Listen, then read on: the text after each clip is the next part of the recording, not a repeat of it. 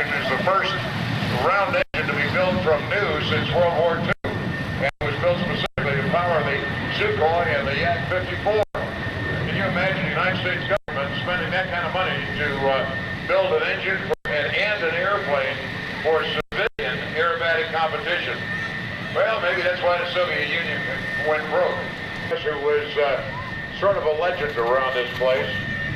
Dale was, for one tour, was the Commodore. He was the commander of all the fighters in the Navy. He owned all the Tomcats, of course, all single-sided here, and that happened during his... Snort, do you want to try and get that wingtip off the ramp, please? Anyway, I don't think he could have gotten any lower and still kept that wingspan the same. Dale was the son of a test pilot, grew up in eastern Long Island. He retired in '99 after 26 years of naval service and Navy career highlights. He was the first flight school graduate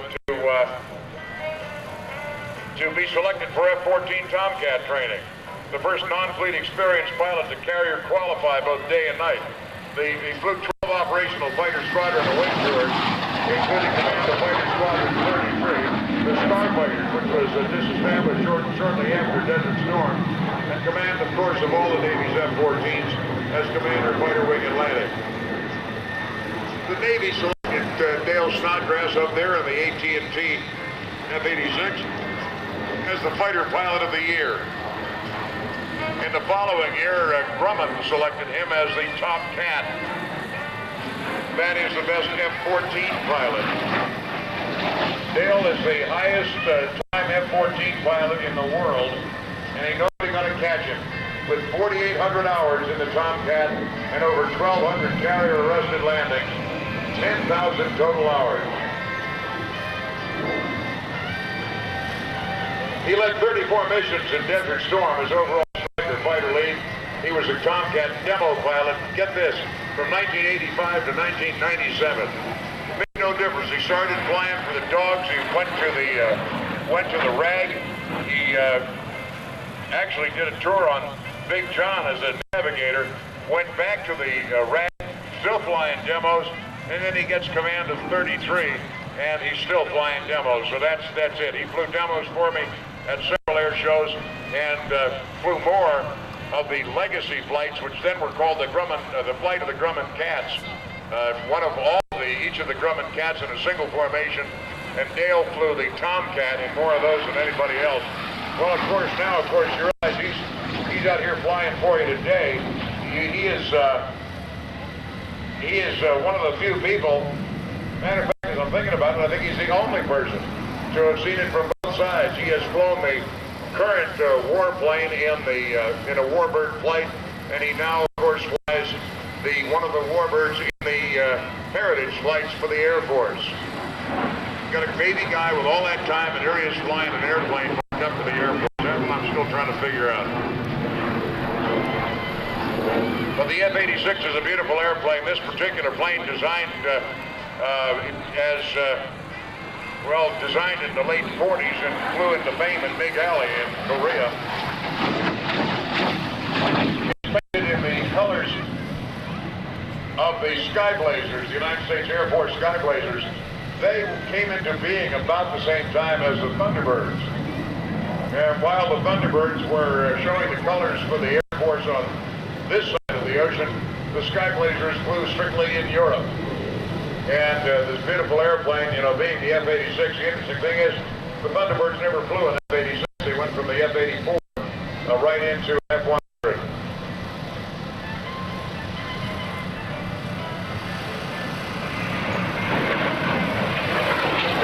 Dale Snort Snodgrass, United States Navy, retired, was having entirely too much fun in that airplane.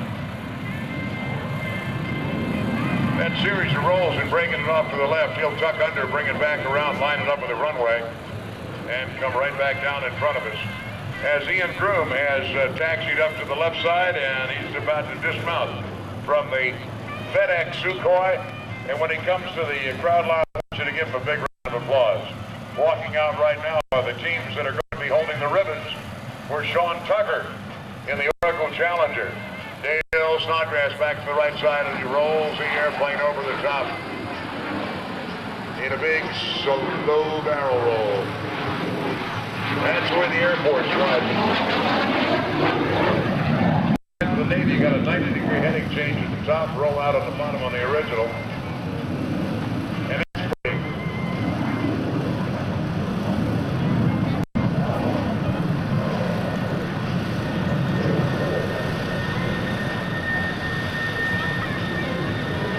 Dale lives down in Florida now, and you know, you don't have to freeze your fingers. I remember my 25 years in the Northeast, in Boston specifically, and going out and getting frostbitten fingers when I'm trying to pre-flight the airplane. You don't have to worry about that anymore. Straight down the line in front of you.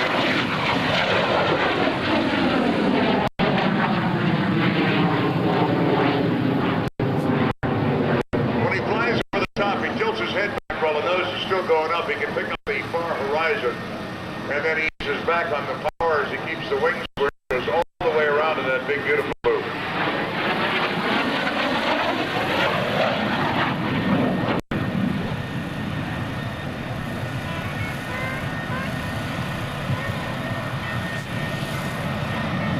Sean Tucker is preparing to perform, and the general manager of the team, who is also the pilot of the support aircraft, and Sean's golf partner, is going to be coming up here to announce it. Brian B.S. Norris is going to be up here in just a few minutes. Here comes the Dale back from the right. Here comes the Tomcat from the left. Now, what are these guys up to?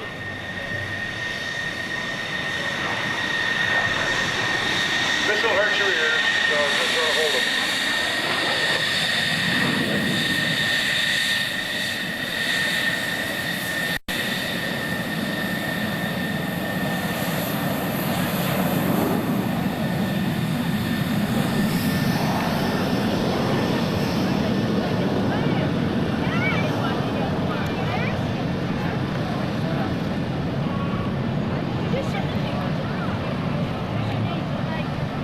Gunfighter 105 in preparation for starting his own show, and meanwhile Dale Snodgrass comes back after that 4-point hesitation roll. I had to hold my ears.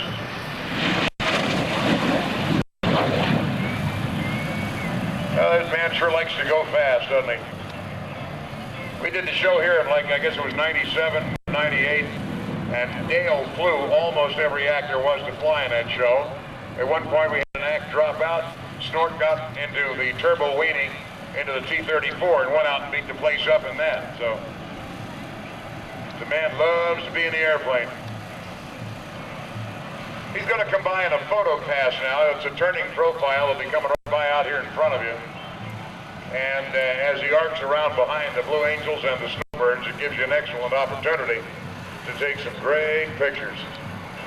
Look at that.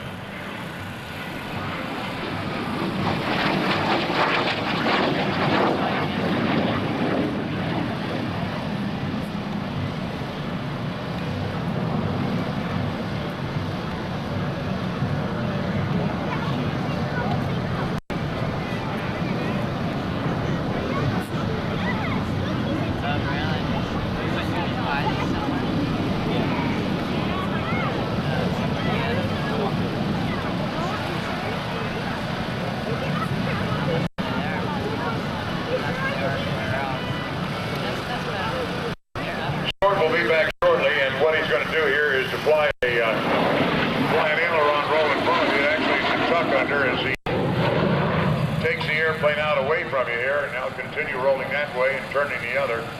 He'll bring the airplane around and slow it down and have the landing gear up.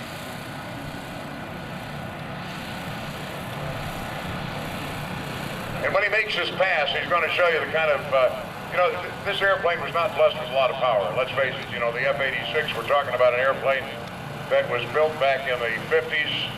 And, of course, the Canadians also built them. Canadair built them with bigger engines. They were smarter. They built them with bigger engines. But anyway, when Snort comes by this time, just to show you, if you manage the energy properly, you can do about anything with this plane. Now, he's got the speed brakes out, got the flaps down, the gear down. He's in the landing configuration. He'll start pouring power to it over here, right about there, and you can watch he'll retract the speed brakes. And with the landing gear and flaps out, he'll perform a dirty roll at minimum airspeed. And not only is it a dirty roll, but it's a dirty 4-point hesitation. And you do see those little dive brakes on the fuselage. They stick out and down, and you can see them. It looks like an access door is open on the back of the airplane. That's those are the dive brakes or the speed brakes on the plane. Good afternoon, ladies and gentlemen. My name is Brian Norris, the operations coordinator and narrator for Team Oracle, starring Sean D. Tucker, who is considered by many as being one of the top solo aerobatic performers in North America today. Coming all the way from Salinas, California, in that very small, bright red